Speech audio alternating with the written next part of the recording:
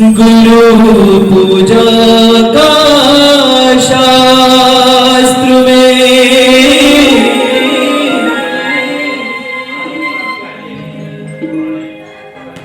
गुरु पूजा का शास्त्र में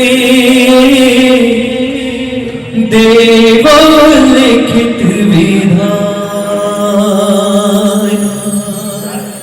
ब्रह्मा विष्णु महेश से ऊंचा गुरु का स्थान, ऊंचा गुरु का स्थान।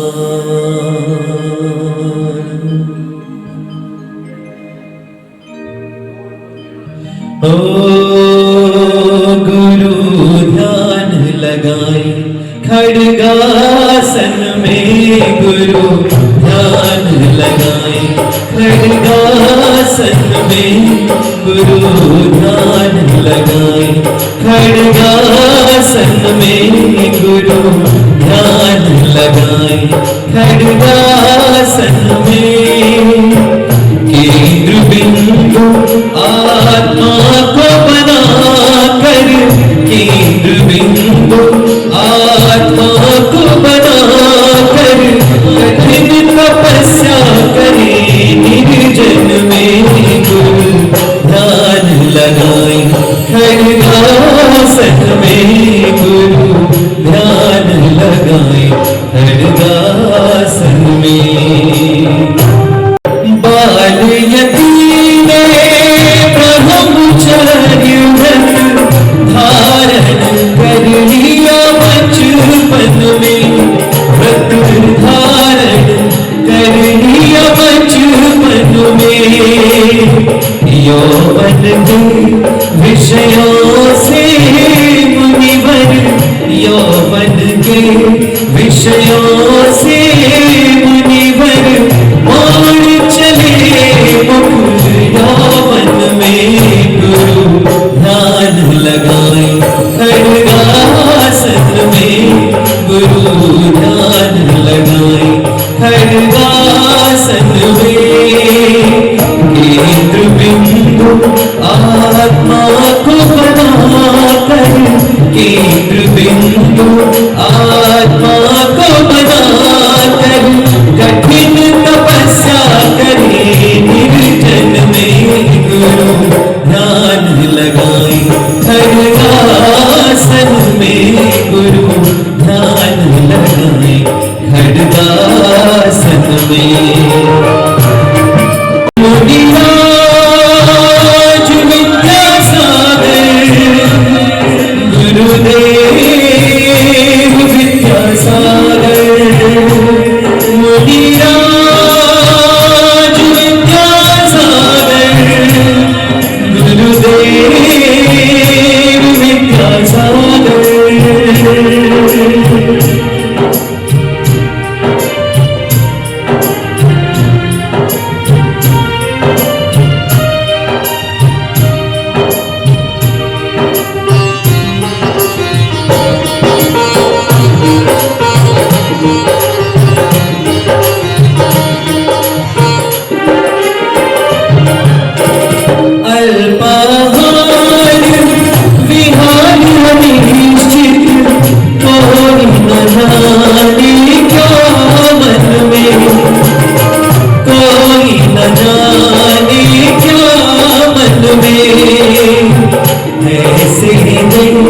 उपदेश के जिनसे, ऐसे दे उपदेश के जिनसे, विघ्ना हो जिन दर्शन में, गुरु ध्यान लगाए खड्गासन में, गुरु ध्यान लगाए खड्गासन में। केंद्र बिंदु आत्मा को बना कर, केंद्र बिंदु आत्मा को बना कर, कठिन तपस्या करे निर्जन में, गुरु ध्यान लगाए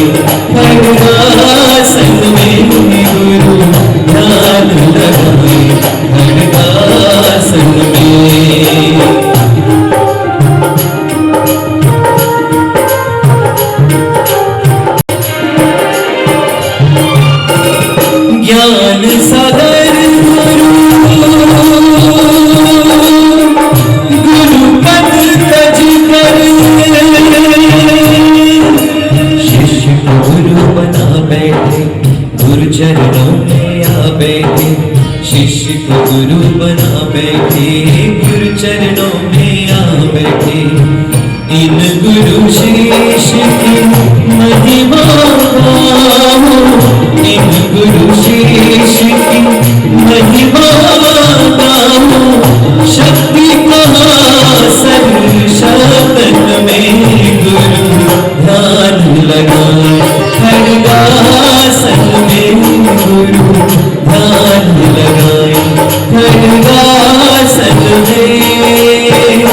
केंद्र बिंदु आत्मा को बनाकर, केंद्र बिंदु आत्मा को बनाकर, कठिन तपस्या करे निर्जन में गुरु ध्यान लगाए, खड्गासन में गुरु ध्यान लगाए, खड्गासन में।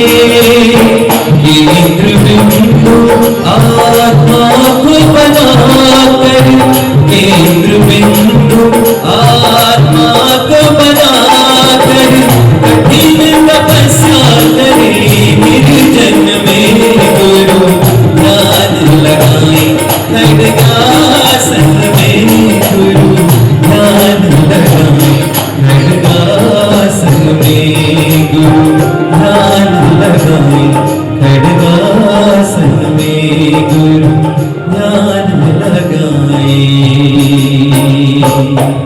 खड्गासन में।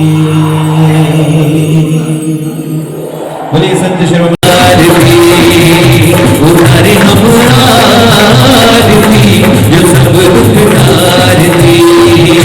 पंच परमेष्ठी जगत में श्रेष्ठी, पंच परमेष्ठी जगत में श्रेष्ठी। उतारे हम उतारे हम उतारे हम आरती, जो सब दुख तारती। उतारे हम आरती, जो सब दुख तारती। जय हो।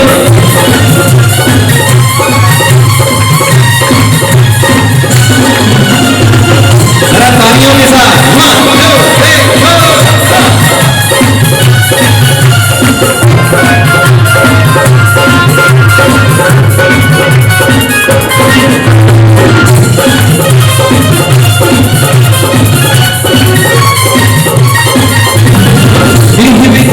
मंगल आरती कीजिए, पंच परम पद भज सुख लीजिए। पहली आरती शीज में राजा, भवधि पार उतार जिहाजा। ओ जगत के स्वामी की, ओ अंतर्यामी की, जगत के स्वामी की, ओ अंतर्यामी की। सब उतारते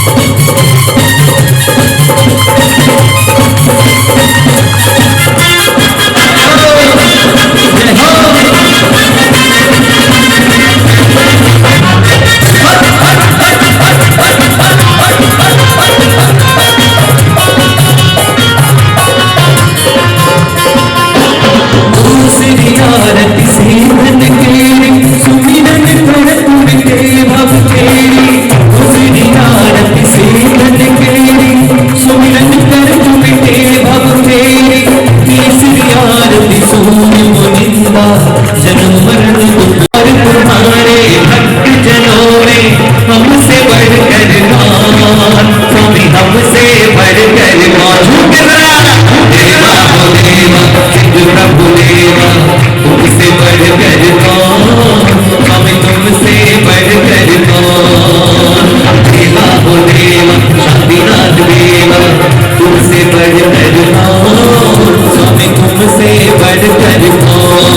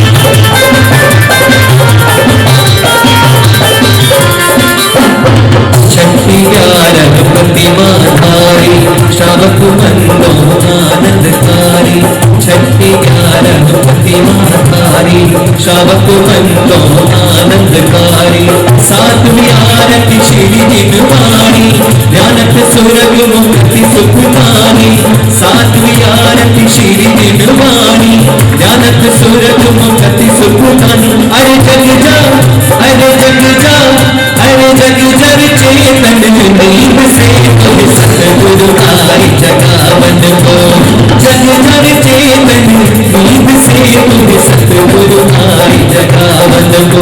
अरे करने, अरे करने, अरे करने जरा गुणगान रे सतगुरु आई जगावन को।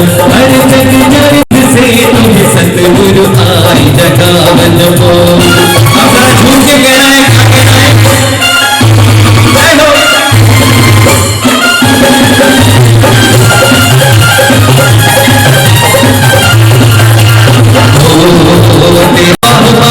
मेरे सोनी मनवाले सबका तारण हार हमारे बाबा, तेरी हो रही है जयकार बाबा हो बाबा। आप लोगों को भी बोलना है मेरे साथ, तेरी हो रही है जयकार। हाँ, महिला वर्ग से भी आप लोगों की माताओं की भी आवाज आनी चाहिए, तेरी हो रही है जयकार। अभी कम आ रही है थोड़ी और, तेरी हो रही है जयकार। हम तो आए तेरे द्वार, तेरी हो रे जय जयकार। हम तो आए तेरे द्वार बाबा हो बाबा, हो बाबा हो बाबा, मेरी सोनी मत वाले बाबा, बाबा हो बाबा, मेरी सोनी मत वाले, हो तू है सबका तारनहार बाबा हो बाबा, तेरी हो रे जय जयकार बाबा हो बाबा, तेरी हो रे जय जयकार बाबा हो बाबा, तेरी हो रे जय जयकार बाबा हो बाबा। और ये पंच परमेष्ठी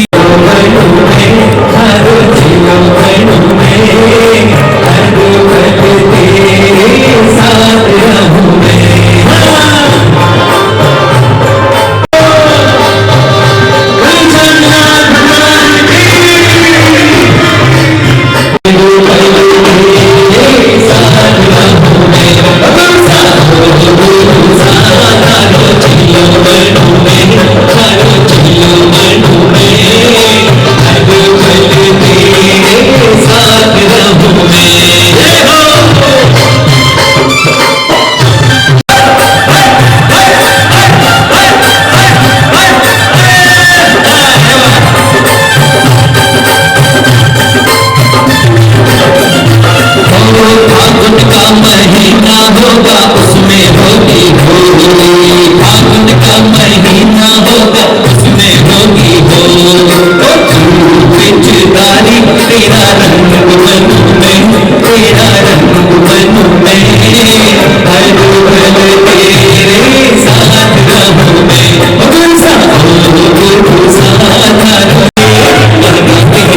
मस्ती में मस्ती है पूरी मस्ती में,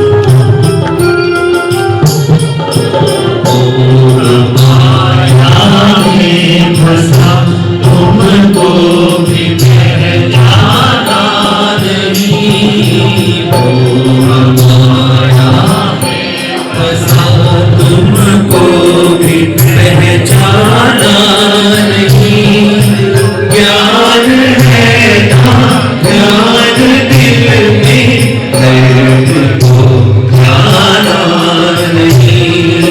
तो सहारा मुक्ति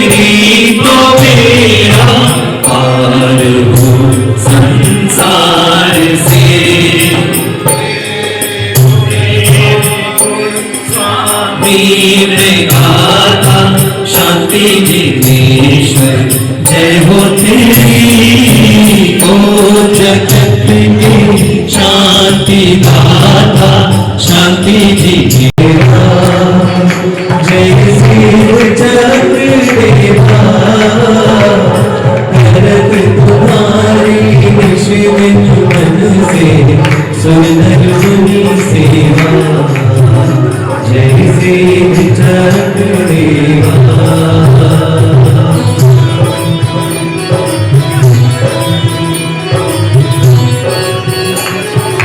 सर्व साधु योगी जय सिद्ध जगत देवा,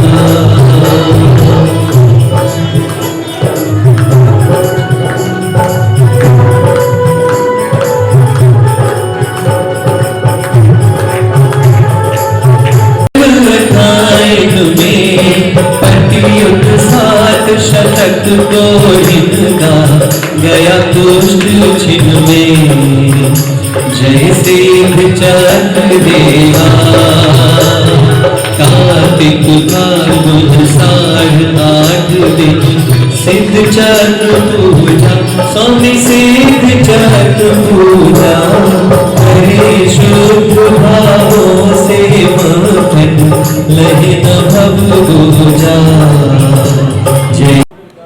हमारे विद्वान पंडित सरस जी बैतूल से चोली से जो हमारे मध्य विराजमान हैं, वो प्रतिदिन कर रहे हैं। आज कथा अपने पूर्ण चरण पर है और आज कथा का समापन हो जाएगा। तो बड़ी सुंदर कथा पंडित जी अपने मुखारविंद से संगीत के माध्यम से सुना रहे हैं। ये 63 साल का पुरुषों में प्रथमा योग में श्रीपाल मैना सुंदरी की कथा का वाचन आया है। इन कथा आप लोगों ने जरूर सुनी है, लेकिन एक बार सुनने से हमारा काम पूरा नहीं होता, लेकिन समय समय पर सुनेंगे तो हमारे कर्मों का क्षय निश्चित ही होगा।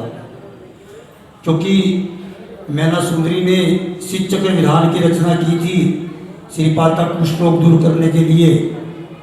हम लोगों के भी अंतर मन के कष्ट दूर हो जाए, हमारी कषाय दूर हो जाए, यही भावना के साथ इस कथा का वाचन पंडित सर जी से निवेदन करते हैं कि पंडित जी अपने मुखारविंद से अपनी सरस वाणी से इस कथा का वाचन करके हमें अनुग्रहित करें। पंडित सरस जी। 24 भगवान की जय। ओम करबिंद सयनानुयानम सुलोयणं चंद समान तुंडम घोणाजियं चंपयपसोहम तम गोमटे प्रणमामि नित्यं तं गोमटे प्रणमामि नित्यं। आदि ब्रह्मा ऋषभ देव भगवान की जिनालय के बोल लाएंगे 1038 से कार्य श्री शांतिनाथ भगवान की जय हो। चिंतामणि कलिकुंड दंड संकट है पारशनाथ भगवान की जय हो। वर्तमान शासनपति महावीर भगवान की जय हो। धीरधारी गोमटेश्वर बाहुबली भगवान की जय हो। आचार्य परमेष्ठी भगवान श्री विशुद्ध सागर जी महाराज की जय हो। उपाध्याय रत्न गुप्ती सागर जी गुरुदेव की जय हो, उपाध्याय श्री विशोक सागर जी महाराज की जय हो, सिद्ध चक्र महामंडल विधान की जय हो, जिनवाड़ी माता की जय हो। जीवन में जब कुछ अच्छा होना रहता है तो पहले ही उसकी सूचना हमें मिल जाती है, भले उन संकेतों को हम समझे या ना समझे, परंतु संकेत अवश्य हमें मिल जाते हैं। स्वप्न के माध्यम से, किसी निमित्त के माध्यम से वो संकेत हमें नियम से प्राप्त हुआ करते हैं। कहते हैं होन हार बिरवान के होत चीकने पात। बिरवान मतलब पौधा या वृक्ष। जिस वृक्ष को अच्छा होना रहता है तो पहले उसके पत्ते सुंदर व्यवस्थित चिकने लगते हैं, जिससे जान लिया जाता है कि पौधा अच्छा बनने वाला है। बराबर जैसे ही रावण युद्ध करने के लिए जाते हैं, अनेकों प्रकार के अपशगुन उसके जीवन में होते हैं उसी समय, जिससे मंदोदरी घबरा जाती है। मंदोदरी कहती है कि ये सगुन अच्छा संकेत नहीं दे रहे, आपको नहीं जाना चाहिए। उधर राम जब युद्ध के लिए गए, समय वही, परंतु राम के लिए शुभ शुभ सगुन हुए। जब अपनी मां के गर्भ में कंस था तो उनकी मां का को दोहला हुआ। दोहला समझते हैं? विवाह गर्भवती बहनों को विशेष प्रकार की इच्छा होना, जब तक इच्छा पूरी ना उनका मन बेचैन रहना, उसे दोहला कहते हैं। उसे दोहला हुआ कि मैं अपने पति के वक्ष स्थल को विदीर्ण करके उसका रक्त पान करूं, छाती को चीरकर उनका रक्त पीऊं, ऐसा दोहला हुआ था। दोहला पूरा करने के लिए आटे का पुतला बनाया गया, उसके अंदर रस भरा गया, उस रस का पान करके उनका दोहला पूरा किया गया। उसका परिणाम क्या हुआ कि कंस जैसा पुत्र पैदा हुआ। जब अपनी मां के घर में कुणिक था, राजा श्रेणी का पुत्र, कुणिक ने क्या किया, अपने पिता को अपने घर के ही राजमहल के सामने जो द्वार था, द्वार के ऊपर बंद करके रख दिया था। कारण क्या था? कारण क्या था? प्रश्न ये है कि कारण ये था कि मेरे पिता ने मुझे जन्म लेते ही जल में प्रवाहित कर दिया था, संदूक में बंद करके। ऐसे पिता को क्या करना? परंतु जब माँ उनको बताती है, बेटा तेरा पिता कितना प्रेम करते तुझे पता है? जब तू छोटा था तेरे हाथ में फोड़ा हो गया था, तब उन्होंने बिना ग्लानि के तेरे अंगूठे को अपने मुख में रख लिया था। इतना प्रेम तुझसे करते हैं। तब वो कहते हैं कि मेरे पिता वास्तव में इतना प्रेम करते हैं। तब पिता को निकालने के लिए वो जाता है जल्दी जल्दी, और पिता देखते हैं कि बेटा मेरे पास आ रहा है। वो सोच रहे हैं कि जरूर जल्दी जल्दी आ रहा है, मुझे ये और कष्ट देगा। तब वो कष्ट से बचने के लिए जेल के सिक्के से अपने सिर को मार लेते हैं, अपनी मृत्यु का कारण बनते हैं। और ऐसा जब कुणिक गर्भ में आया था तो उनकी मां को दोहला हुआ था कि मैं नंगी तलवार के अंदर अपना चेहरा देखूं। तो कहने का अभिप्राय है कि जो भी शुभ अशुभ घटित होना रहता है उसकी सूचना हमें पूर्व मिल जाती है। अब सच्ची बात बता दूं आपको कि आप जो यहाँ पर उपस्थित हुए हैं, किसी ने बंदूक लगा के आपको यहाँ बिठाया है? प्रश्न है। किसी ने आपको कुछ लोभ दिया है कि ये लोभ तो आपको आना पड़ेगा? जब स्वतः अपनी इच्छा शक्ति के बल से, भक्ति के बल से हम जिनालय में उपस्थित हुए हैं, तो नियम से ये शुभ संकेत है कुछ अच्छा होने के। ताली नहीं बजाओगे? अभव्य कभी जिनालय में आ नहीं सकता, उसके भाव नहीं बनेंगे। उसके भाव बनेंगे अरे तो होली का समय है, मार्केट में घूमते, कई दोस्तों के साथ बैठते हैं, ऐसा नहीं होता उसके साथ। इसके लिए नियम से हमने ये चर्चा की है कि जब तक हमारा कुछ शुभ अशुभ होने के संकेत हमें प्राप्त होते हैं, तो हमें भी यहाँ पर ऐसे शुभ संकेत प्राप्त हुए कि हम भी जिनेंद्र भगवान के चरणों में बैठकर उनकी मंगल आरती और जिनेंद्र वाणी को सुनने के हमने भाव बनाए हैं। तो नियम से हमारे जीवन में कुछ अच्छा घटित होने वाला है। आते हैं निरंतर हम विगत 5 दिनों से 4 दिनों से उस महासती मैना सुंदरी की कथा का अवलोकन कर रहे हैं। कथा क्या करती है? कथा पूर्व समय में हुई घटना का सजीव चित्रण है और ऐसे पुण्य पुरुषों की कथा सुनने से नियम से पाप कर्मों की निर्जरा होती है और कुछ अच्छा बनने की प्रेरणा मिलती है। इसके लिए कथा को निरंतर सुनना चाहिए। अभी भैया बोल रहे थे कि कथा एक बार हमने पढ़ ली तो उसके बाद किताब बंद करके रख दिया, जिनवाणी बंद करके रख दी, तो ये काम चल जाएगा कि नहीं? बार बार निरंतर चिंतन करने की बात लिखी है शास्त्रों।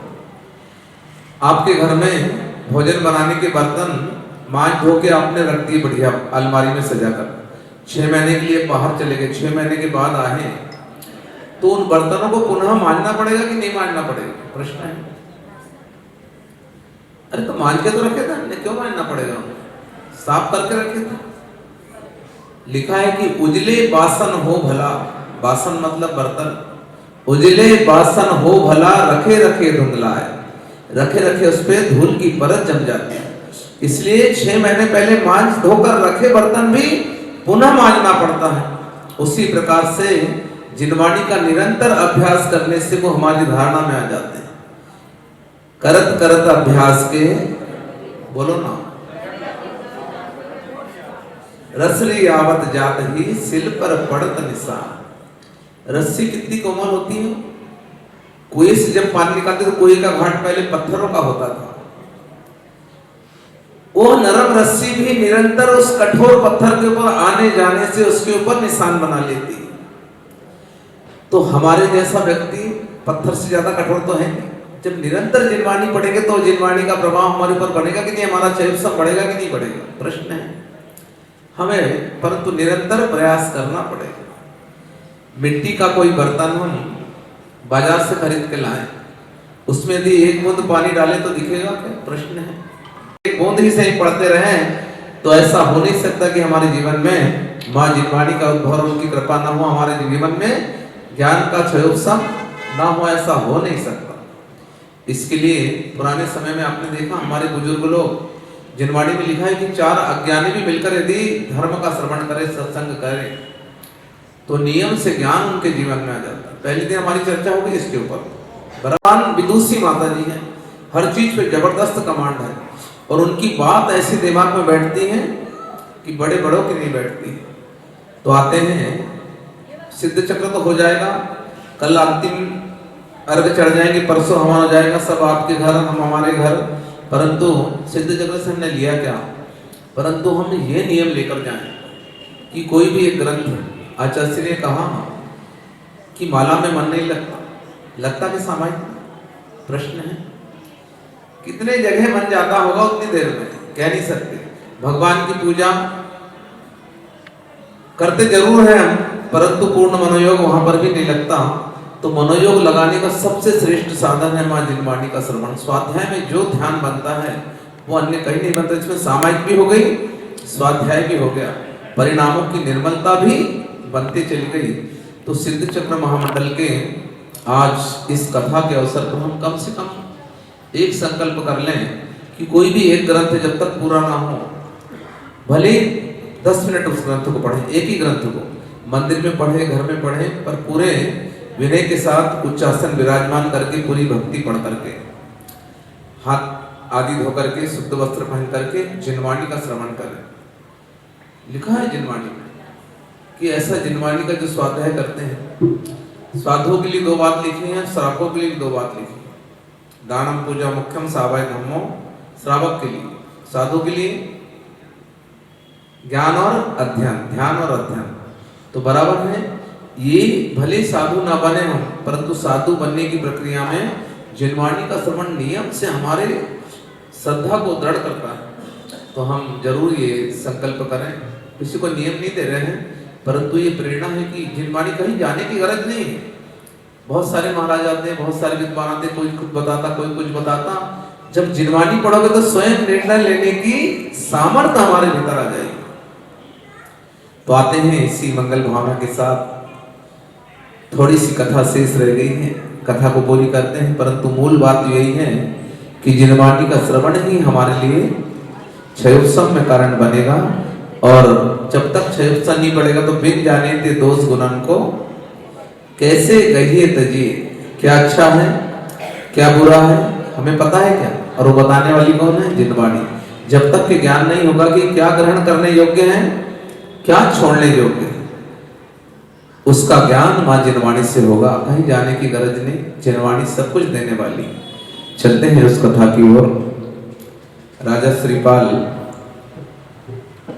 की मामूली कथा आप सुन रहे थे कि मैना और सुरसुंदरी दोनों बहनें, सुरसुंदरी का विवाह हो गया, मैना का विवाह कुष्टी के साथ हो गया, सबको पता है। कुष्टी ठीक भी हो गया। उसके बाद में धवल सेठ के साथ व्यापार करने के लिए चला गया। व्यापार करते वक्त पहला रैन मंजूषा विवाह हुआ तो कहां पर? रत्नदीप में, वज्र किवाड़ खोलने से। फिर वहां से आगे बढ़े तो रैन मंजूषा पर मन खराब होने के कारण समुद्र में गिरा दिया गया। किसको? राजा श्रीपाल को, धवल सेठ के मायाचारी के कारण। और वो समुद्र तैर करके दलबर्तन द्वीप के किनारे लगा। वहां के राजा का संकल्प था कि जो समुद्र तैर के आएगा अपनी बेटी गुणमाला का विवाह उससे करेंगे, और गुणमाला का विवाह हो जाता है। अब सेठ का जहाज भी उसी द्वीप पे पहुंचता है और सेठ रत्न लेकर के राजा से भेंट देने जाता है। और राजा श्रीपाल वहाँ के भंडारी रहते हैं, उनका तिलक करते हैं, एक दूसरे को पहचान लेते हैं। अभी सोचता है यदि श्रीपाल को पता चल गई मेरी कारगुजारी तो मुझे छोड़ेगा नहीं।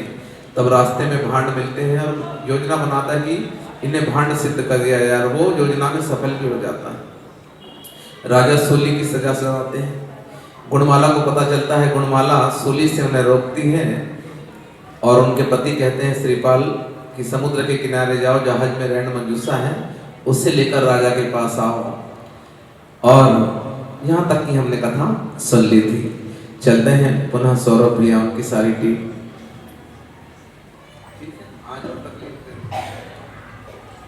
चलेंगे 24 भगवान की, पंच परमेष्टि भगवान की, सरस्वती माता की जय। और उस कथा को आगे बढ़ाते हुए चलते हैं। सागर के तट पर जहाज खड़ा है,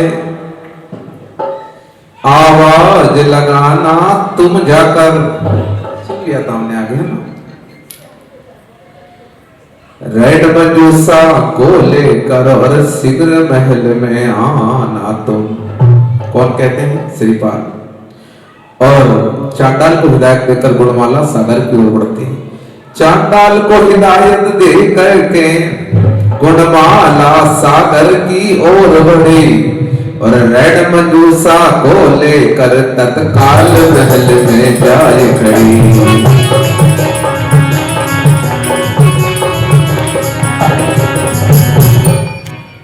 पत्नी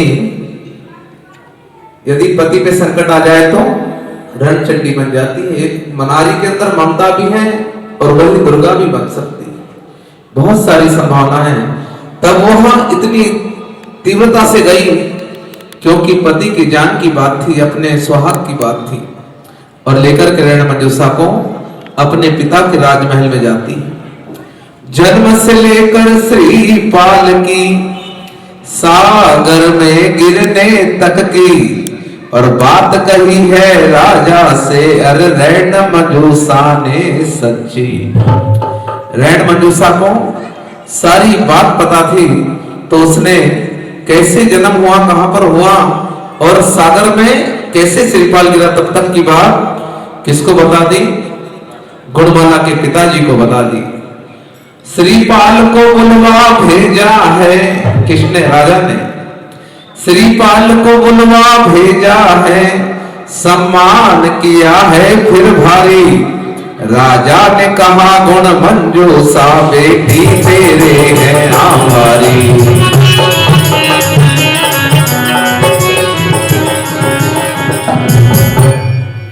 और श्रीपाल का जब पता चला कि निर्दोष, तो सारी नगरी के लोग भी निरंतर जाप करते थे। जैसे आप जाप कर रहे हैं ना कि हमारा अनुष्ठान साधन संपन्न, निरंतर प्रभु का नाम स्मरण करते हुए इस दोष से हमारे राजा मुक्त हो, हमारे राजा हमारे भंडारी मुक्त हो।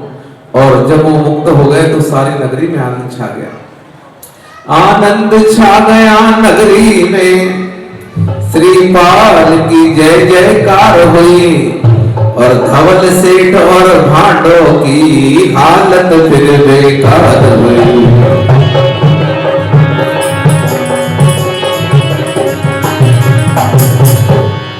कहते ना, खैर खून खासी खुशी बैर पाप अभिमान, दावे से ये ना दबे रोई लपेटिया। आग को तुम कपास में रोई में लपेट कर रख सकते हो छुपाने के लिए। आग को रोई में नहीं छुपाया जा सकता। उसी प्रकार से खैर, खैर मतलब किसी की संपन्नता है, अमन चैन है, छुपता नहीं है, दिखता है। खुशी, जहां आनंद हो, खुशी चेहरे पे झलकती चेहरा पड़ना आना चाहिए। खैर खुशी खांसी, सबको पता है खांसी को कैसे छुपाओगे। खैर खून खांसी खुशी बैर पाप अभिमान, ये दावे से ये ना दबे रोई लपेटिया। इनको कितना भी छुपाओ छुप नहीं सकती, सच्चाई छुप नहीं सकती, सबको पता है। तो ऐसे ही उनके अंदर का चौर उनके चेहरे पे आ गया कि अब राजा को तो सब कुछ पता चल गया है। अब धवल सेठ और भांड बिल्कुल थर थर कांपने लगे। तब उन्होंने कहा कि इसकी क्या सजा दी जाए। तो दयालु होते हैं कौन? महापुरुष। महापुरुष किसे कहते हैं? जिनके अंदर दया हो वही तो महापुरुष है। दया धर्म का मूल है, पाप मूल अभिमान, और तुलसी दया न छोड़िए जब लघट में पाओ। कोई कितना भी कष्ट दे हमें, परंतु सज्जन लोग उनके ऊपर कृपा ही करते हैं। एक बार नदी की तपती रेत में एक बिच्छू झाड़ पे से गिर गया नीचे। गर्म रेत के अंदर वो बिच्छू तड़प रहा है। एक साधु वहां से गुजर रहे थे, उन्होंने देखा कि एक बिच्छू तड़प रहा है। उन्होंने देखा कि आसपास बिच्छू को कैसे बचाया जाए। तत्काल उन्होंने अपने अंजुल से बिच्छू को लिया और बाहर रखने लगा छाया में, कि जहां पर शीतल छाया हो। तो बिच्छू अपना कर्म करता है। क्या करता है? डंक मार देता है, हाथ से पुनः गिर जाते हैं बिच्छू। फिर वो सोचता नहीं, अंदर करुणा है। जा घट प्रेम न संचरे तो घट जान मसान। जिसके अंदर दया नहीं, वो आदमी कैसा है? आकृति से मानव होना और प्रकृति से मानव होना दोनों में बड़ा अंतर है। उसके बाद में जब वो साधु पुनः हाथ को छोड़ देता है काटने के कारण, पुनः मन में करुणा आती नहीं, इसको तो प्राण बचाना चाहिए, पुनः उठा करके उन्हें रखता है, पुनः डंक मार देता है। बार बार कई बार ऐसा कारण। और एक राहगीर इस सारा दृश्य देख रहा था। तब उन्होंने कहा, अरे भाड़ में जाने तो, जब वो तुम्हारे ऊपर आना नहीं चाहता तो तुम क्यों परेशान कर रहे हैं? तुम्हें इतना काट रहा है, तुम उन्हें बार बार बचाने का प्रयास कर रहे हो। तब साधु ने जो जवाब दिया आज हमारे लिए काम का है।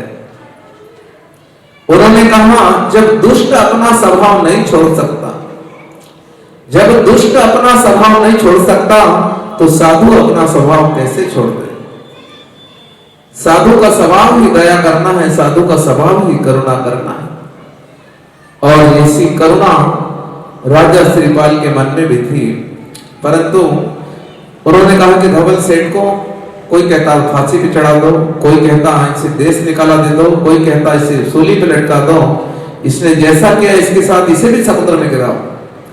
परंतु राजा श्रीपाल नहीं, किसी ने हमारे साथ बुरा किया, ये उसका काम पर हम उसके साथ अच्छा करें, ये हमारा धर्म है, हमारा कर्म है।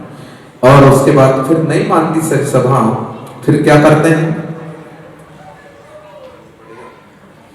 मुंह काला कर धवल सेठ को, जब नहीं माना तो मुंह काला कर धवल सेठ को गधे के ऊपर बैठाया और फिर क्षमा कर दिया श्रीपाल ने भोजन हेतु बैठाया।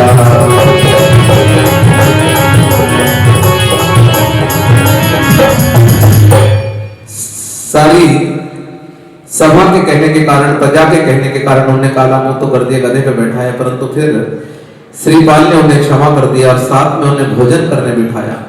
आसन लगाया, सुंदर पकवान परोसे। अब उनके मन में पश्चाताप आया। ऐसा कोई व्यक्ति नहीं कि जब क्रोध आए ना तब क्या करना चाहिए?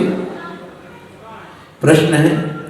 क्रोध या कसाय हमारे जीवन में आए ना तब तत्काल निर्णय नहीं लेना चाहिए। आचार्य श्री पढ़ाते हैं कि जब कसाय का उद्वेग हो तब किसी भी निर्णय के ऊपर उतावली में वचन मत दो। उतावली में वचन मत दो। कसाय के उद्रेक में कभी निर्णय मत लो। उतावली में वचन दिए थे राजा दशरथ ने, परिणाम सामने है। इसके लिए खुशी में वचन मत दो और कसाय के अंदर कोई निर्णय मत लो। ले सकते क्या? नहीं। और ऐसा समय आता जब कसाय का उद्रेक शांत होता तो नियम से एक समय ऐसा आता कि अपराध बोध हमें होता है कि हमने गलत किया है। और भोजन करते करते भी अपराध बोध किसको हुआ? धवल सेठ को हुआ। क्या होता है? भोजन करते हुए सेठ को और इतना पश्चाताप हुआ और प्राण पखेरुड़ गए सेठ के, इतना मन संताप हुआ। जिसने मेरे साथ भला किया मैंने उसके साथ क्या किया? ऐसा विचार करते करते, भोजन करते करते उनके प्राणांत हो गए। अब समय सुख सागर में जल्दी बीत जाता है। दुख का समय एक क्षण का भी 1 वर्ष के बराबर लगता है और सुख का 1 वर्ष का समय भी क्षण के जैसा निकल जाता है। ये बात हो गई, आई गई हो गई। दल बर्तन दीप के अंदर रहने लगे कौन? राजा श्रीपाल, गुड़माला, रैन, मंजूषा सब वही तीनों रहने लगे। सुख सागर में रमते रमते समय बहुत सा बीत गया और विवाह किए है और बहुत से पुण्य कुंवर का बीत गया।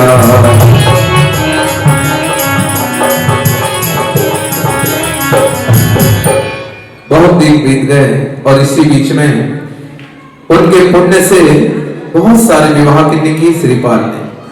पुण्य कुंवर का मीत मतलब मित्र। जिसका मित्र पुण्य हो उसे संसार में क्या कमी हो सकती। और ऐसा करते करते बहुत काल बीत गया हो। अब उन्हें एक दिन ध्यान आया कि 12 वर्ष होने को है।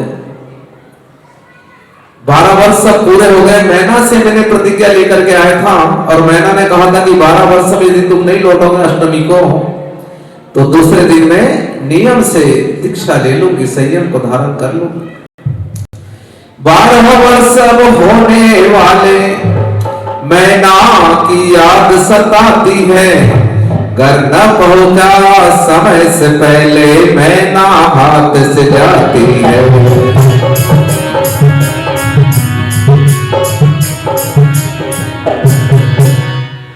समय से पहले नहीं पहुंचा तो मैना मेरी नहीं होगी, क्योंकि नारी का वचन नारी का होता है। फौरन चल दिए श्री श्रीपाल जी, मैना के महलों में पहुंचे और महलों का दृश्य देखा अद्भुत, रह गए हक्के बक्के।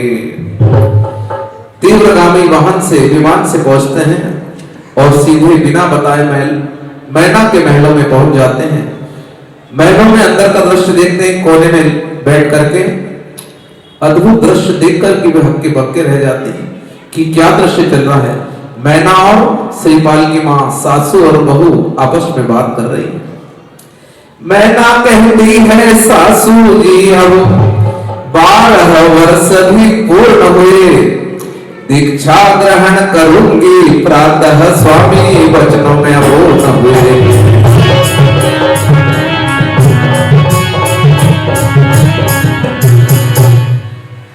सुन रहे हैं श्रीपाल क्या चर्चा चल रही है। सास बहू में बहू कहती है कि मां समय पूरा होने को है, कल प्रातः काल में दीक्षा लूंगी, स्वामी अपने वचनों में अपूर्ण रहे परंतु मैं तो दीक्षा ले लूंगा। और ये बात सुनते हैं तो हक्के बक्के रह जाते हैं। और उसी समय अचानक अप्रत्याशित रूप से कोई प्रकट हो जाए तो आनंद नहीं पड़ता। हम बोलते हैं अचानक कोई खुशी मिल जाए तो कहते हैं ना कि जब मिलता है तो छप्पर फाड़ के मिलता है, और वही दृश्य आगे आपको आनंद देगा। आ गया हूं कह के मैना रानी श्रीपाल जी वहां पर प्रकट हो जाते हैं। आ गया हूं मैं मैना रानी कहकर श्रीपाल जी प्रकट हुए। और सजल नैन हो गए सभी के श्रीपाल जब निकट हुए।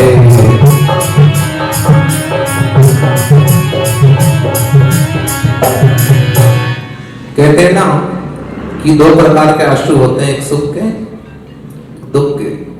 सुख के आंसू आंख के बाहर के किनारों से निकलते और वो गर्म होते हैं। दुख के आंसू और सुख के आंसू अंदर की ओर से निकलते हैं और वे आंसू ठंडे होते हैं। आंसू आंसू में फर्क है। आंसू उसी नेत्र से निकल रहे पर दोनों का अभिप्राय अलग अलग है। हमारे समय में एक पाठ था, स्कूल में पढ़ते थे तब, उसी से ठंडा उसी से गर्म। एक शिकारी जंगल में गया और उसने कुछ फल को भूजा अग्नि में और उन्हें फूंक फूंक करके खाने लगा। तो एक व्यक्ति ने पूछा कि ये सब फूंक क्यों रहे हैं इस फल को? तब उन्होंने कहा कि ये अग्नि में गर्म हो गया, इसे फूंक फूंक करके ठंडा कर रहे हैं तो खाने योग्य बन जाएगा। उसको बात समझ में आ गई कि फूंकने से ठंडा होता है। उसके बाद में रात्रि हुई, रात्रि में कड़ाके की ठंड पड़ी। अब वही शिकारी अपने दोनों हाथों को अपने मुख के पास रख करके गर्म हवा देने लगा, हाथों को गर्म कर करके ऐसा ऐसा करने लगा। पुनः जिसने पहले प्रश्न पूछा था कि ये फल को क्यों फूंक रहा है, पुनः उन्होंने प्रश्न किया कि भैया अब ये हाथों में फूंक करके इतनी ठंडी में अपने हाथों को ठंडा क्यों कर रहा है? तब उन्होंने कहा कि ये ठंडा नहीं कर रहा है, ये हाथों को गर्म कर रहा है। तो उन्होंने कहा कि उसी से ठंडा, उसी से गर्म। उसी प्रकार उन्हीं नेत्रों से सुख के आंसू भी, उन्हीं नेत्रों से दुख के आंसू भी आते, पर अभिप्राय अलग अलग होता है। उसके बाद में सारे की सबके नेत्र सजल हो गए। जिंदगी मेरी आज सजल हो गई है, मैना के भाव है। क्या कहती है मैना? कि जिंदगी आज मेरी सजल हो गई है, अश्क बहने लगे तो गजल हो गई है। जब से रखा है स्वामी तुमने मेरी कुटिया में कदम, मेरी छोटी सी कुटिया भी महल हो गई। जब अपना अजीज जिसके पीछे सारी जिंदगी अपने लगा दी वो आ जाए तो कुटिया महल नहीं बनती। फिर मैना को पास में बिठा करके सारा घटनाक्रम बताते। कौन? श्रीपाल। मैना को पास बिठा करके घटनाक्रम सारा बतलाया, और सुनकर मैना सिहर गई, आंखों में पानी भर आया।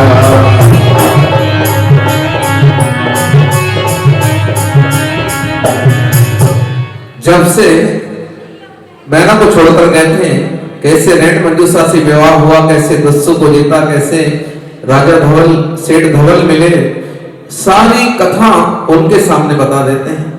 अब वो सुनकर के सिहर जाती है। और फिर मैना क्या कहती है?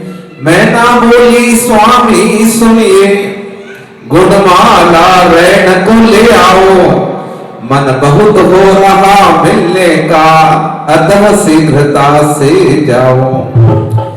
आज की नारी होती तो दाह नहीं करती, पर उन्होंने नहीं। गुणमाला और रैन मंजूषा हमारी बहनें हैं, उनसे मिलने का मन कर रहे हैं। उन्होंने कैसे आपके प्राण बचाए, कैसे सती से सती मिलने को आतुर होती। पानी से पानी मिले, मिले कीच से कीच, और सज्जन से सज्जन मिले, मिले नीच से नीच। जो सज्जन व्यक्ति होते हैं वो सज्जनों से मिलना चाहते हैं। तो ऐसा मैना की बात सुन करके फिर वो शीघ्रता से जाते हैं और उनको लेकर के आते हैं। कैसे लाते हैं? वो क्या कहती है? सुनो, परिवार के संग में रहने का आनंद अनूठा होता है, सुख नहीं अकेले रहने में, मन मन ही मन में होता है।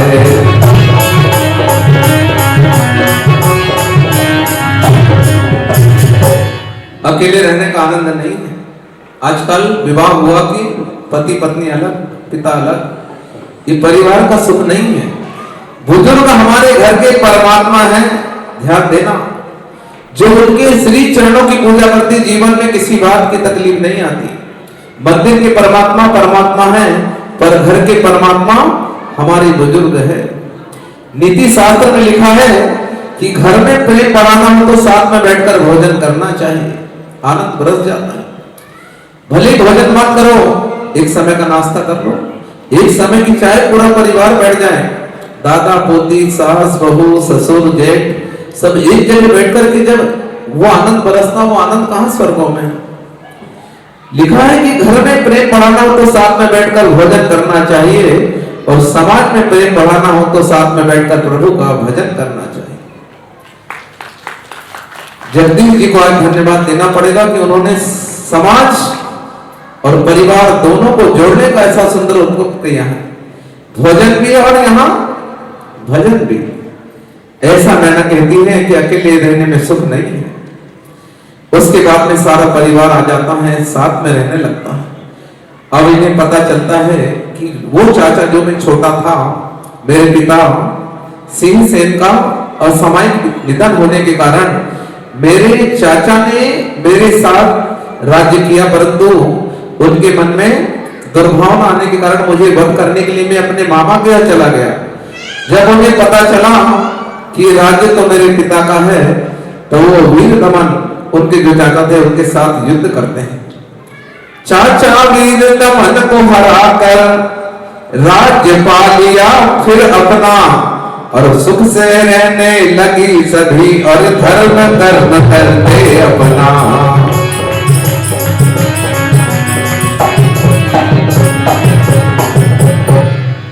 अपना हक कभी नहीं छोड़ना चाहिए। शास्त्रों में लिखा है कि अपना हक, क्योंकि हमारा अधिकार है, और अपना राज्य उन्होंने अपने चाचा से युद्ध करके जीत पा लिया, और उसके बाद में आनंद से रहने लगे।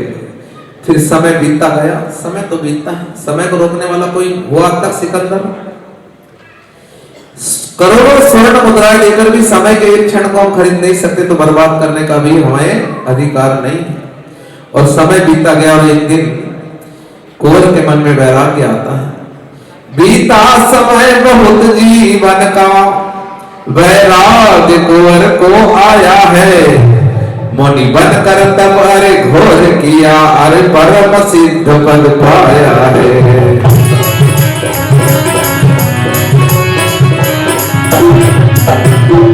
बोली श्रीपाल भगवान की। उसी भाव से मोक्ष गए, नहीं पढ़ते हैं पाठ में, उसी भाव से श्रीपाल मोक्ष गए। दूजे भाव फिर पहना पावे रजधानी, फल पायो मैं नारानी। और वही मैना अब क्या करते हैं, वो तो सिद्ध बन गए। मैना भी क्या होगी, मैना भी अगले भाव को पाकर अरे मोक्ष नियम से जाएगी। और जब जब सतियों की चर्चा होगी, मैना की याद भी आएगी।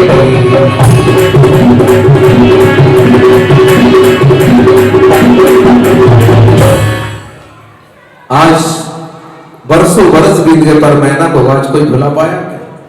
अब आज कथा की अंतिम पंक्ति है, सुनेंगे सब। कथा सुनी जिन भव्यों ने, अंतिम पंक्ति, कथा सुनी जिन भव्यों ने, उनका सम्यक भी दृढ़ होगा। निर्जरित पाप उनके होंगे, और अतुल पुण्य का बल होगा।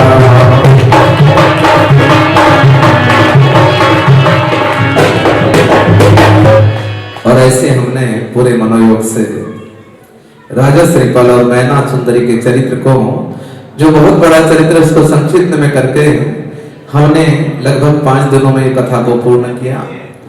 जैसे सती ने अपने सतीत्व की रक्षा की, उसी प्रकार से हमारी बहनें भी अपने चरित्र का निर्माण करके अपने जीवन को धन्य बनाए। राजा श्रीपाल कोटि भट्ट थे, उनको बचाने का काम मां का है। साधुओं का काम है कि जो वर्तमान की युवा पीढ़ी है, मात्र क्षेत्र के निर्माण में ना व्यस्त रहे, इन पीढ़ी को संभालने का काम संतों का है। और वृद्ध लोगों का काम है कि सारा परिग्रह छोड़ करके त्रिनेत्र भगवान के श्री चरणों का आश्रय लेकर अपना मरण सुधारना, ये परमात्मा उनको सुधार देंगे। इसी मंगल भावना के साथ चलते हैं बहनों ने सुंदर तैयारी की है, अब कुछ होना है ऐसा लगता है। बोली जिनवाणी माता की जय। आ जाए। धर्म पालन सदा यही मोक्ष का फल। ऐसा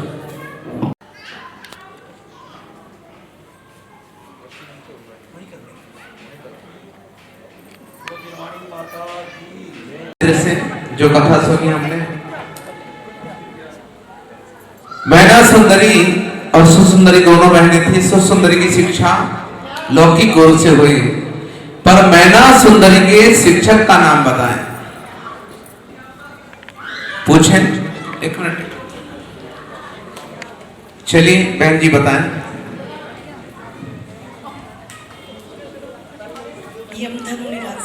ताली नहीं बजाओगे? कथा कितने मनोयोग से सुनी है। आते इनाम भले छोटा सा हो, परंतु ये जिनवाणी की कृपा से मिला है। आइए एक बार ताली बजा लें। बहुत अच्छा लगा, बराबर है। आते हैं, ये प्रश्न है पहली के रूप में, समझ में आगे? पहली जानते हैं? हाँ। चोरी करना जिसका पेशा, सीके की काटी सबरेसा, आकाश गमन की विद्या पाई और सिद्ध लोक में बन गए साई। हाथ खड़े करो, समझ में आ गया? बहुत बढ़िया। हो भैया बताएं, आप ही आप। हाँ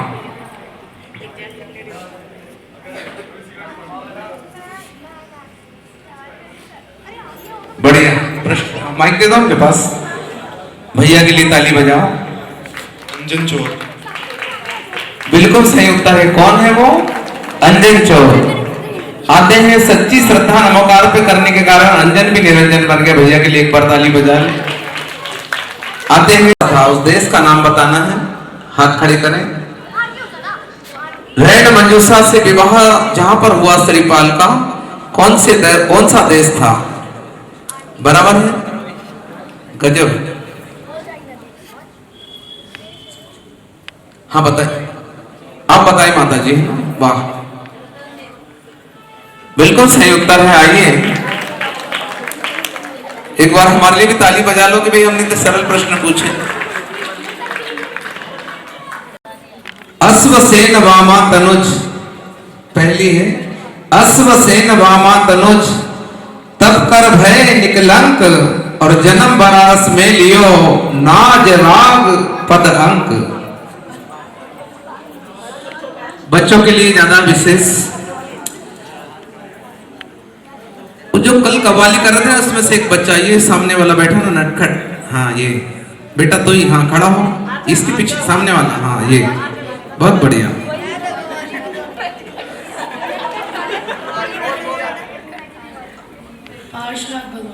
बिल्कुल सही बात है, क्या बात है, गजब। आइए अगला प्रश्न पुनः बच्चों के लिए। परंपरा अजीब है, कोई समझ न पाता, हर साल जलाए जाने पे फिर से जीवित हो जाता। परंपरा अजीब है, कोई समझ न पाता, हर साल जलाए जाने पे फिर से जीवित हो जाता। बच्चों के लिए है, ये बेटी बताएंगी। बढ़िया, कौन है बताओ, माइक दो। सही है इनका उत्तर। आइए आदरणीय से प्रश्न का उत्तर पाने पर उनके लिए एक बार ताली बजा लें। आते हैं कथा से पुनः प्रश्न कि श्रीपाल राजा समुद्र में गिरे थे, तो समुद्र में ऐसी कौन सी दो चीज थे जिनका स्मरण करने से वे बचे थे? दो ऐसी विधि थी जिसको करने के कारण उनके प्राण बचे। आदरणीय आनंद जी कहां है? अच्छा, आनंद अपार है।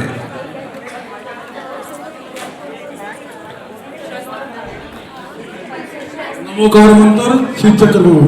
क्या बात है, बिल्कुल ताली बजाओ आदरणीय आनंद जी के अनुरूप। भले ये इनाम ना है परंतु आते हैं उनके सम्मान में एक बार ताली बजा ले। हाँ, भांडो ने श्रीपाल से अपना रिश्ता बनाया। उसके बाद में भांडो और धवल सेठ को सजा क्या दी गई? भांड को और धवल सेठ को क्या सजा दी गई? सजा मतलब सजा। दिल्ली से आई बहन गधे पर काला कर मुंह करके बिठाया और फिर भोजन परोसा। वाह, आइए बहन जी आ जाए, अपना कार्यक्रम चालू करें। हमारी विधा तो चलते रहेगी, कोई दिक्कत नहीं है, बीच बीच में पूछ लेंगे, आपके भी कार्यक्रम चलने थे।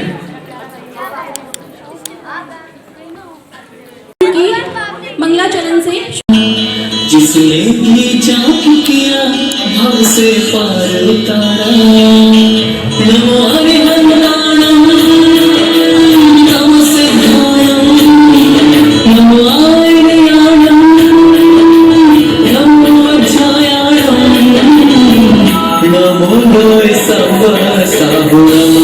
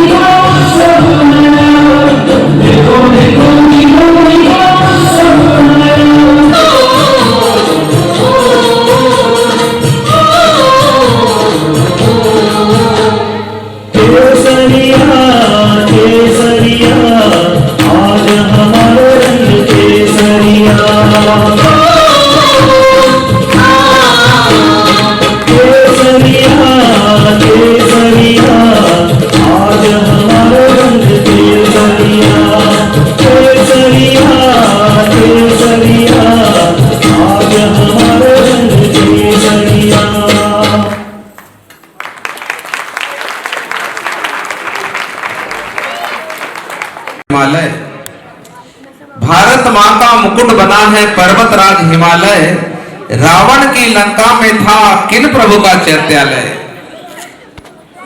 सरल प्रश्न। रावण की लंका में था किन प्रभु का चैत्यालय? बढ़िया, बहुत सुंदर। आनंद जी के बगल में एक बेटा बैठा है भैया। हाँ,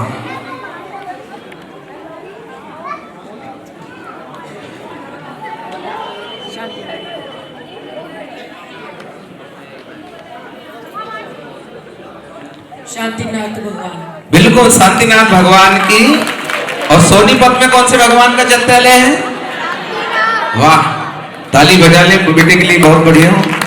अगला प्रश्न और का मायका यमुना बहती पास और जम्बू स्वामी मोक्ष गए कई कर कर्मों को नाश।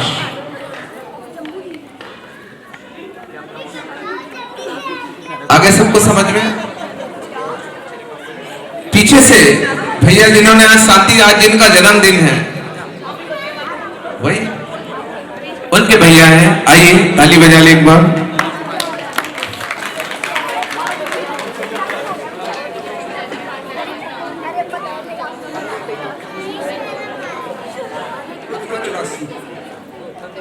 ताली बजा दीजिए सम्मान में।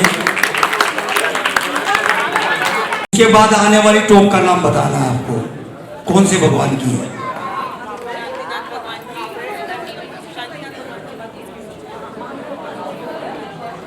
सभी लोगों ने सभी शंकर जी की वंदना की है। कुंद पर्वतकूट के बाद कौन सी टोक आती है, किसी को भी नहीं पता।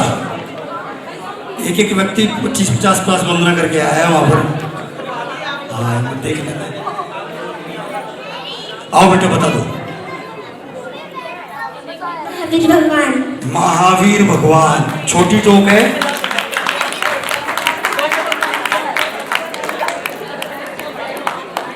चलिए एक प्रश्न बच्चों के लिए है, बाल गोपालों के लिए है। बच्चे सुने, पूजन जाप में जरूरत उसकी, काले रंग की ठिगनी ठुसकी, लगे चरपरी आवे सिसकी, और 4 कान और 1 टांग है उसकी। समझ में आया?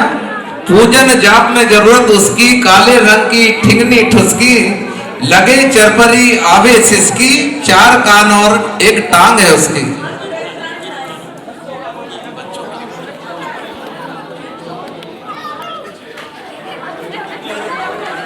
एक गुड़िया को बुला लेते हैं, इसलिए सरल पूछ रहे हैं कि बच्चों का उत्साह बने अगली बार। बिल्कुल सही बात है, लौंग। आइए बेटी को इनाम मिल रहा है। पुनः बच्चों के लिए एक और प्रश्न, के लिए प्रश्न सुने सब। आदिनाथ भगवान की सुनो। करी दशरथ की सहायता, करी दशरथ की सहायता, वचन दिए 2 खास। करी दशरथ की सहायता, वचन दिए 2 खास, और कोप भवन में जाय विराजी सीता जी की सास। सरल पूछा इतना बच्चों से। करी दशरथ की सहायता, वचन दिए 2 खास, और कोप भवन में जाय विराजी सीता जी की सास।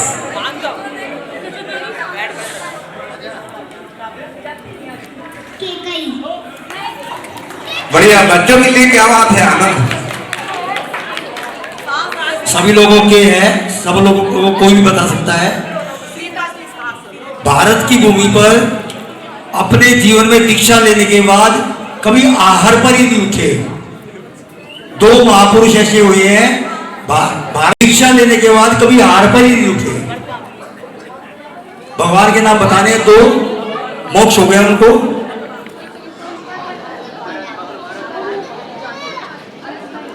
हाँ बताओ।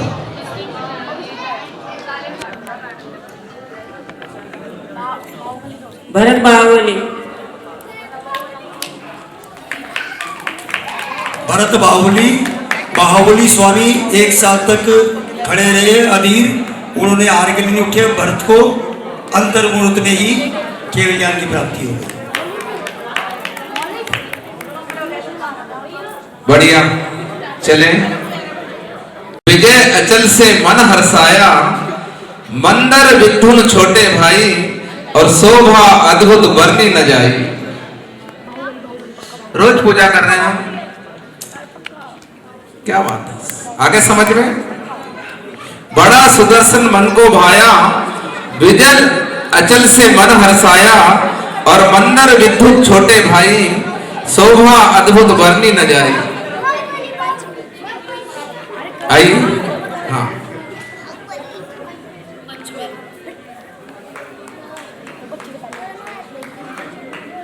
पंचमेरु हो, बिल्कुल सही उत्तर है। आइए अगला प्रश्न सबके लिए। एक मात के 12 बेटे हैं, एक मात के 12 बेटे, 12 के 12 है जेठे, कोई छोटा बड़ा नहीं, बराबर ही है, सब बड़े हैं।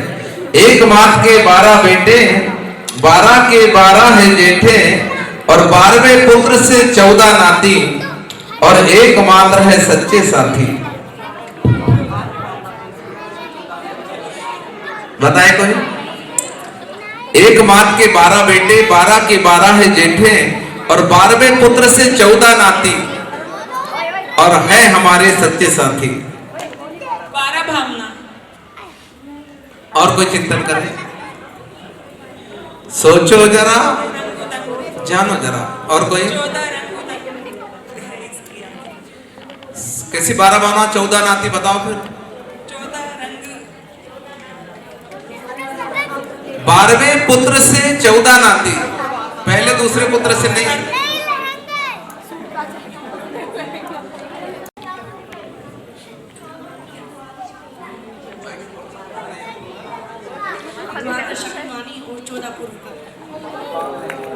देखिए जिनवाणी है, बिल्कुल ताली बजाए एक बार उनके लिए।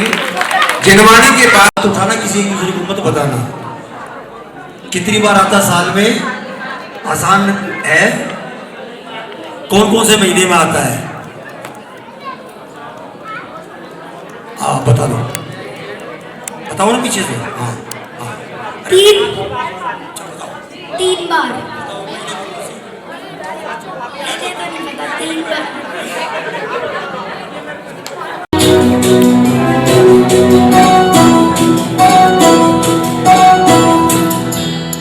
ये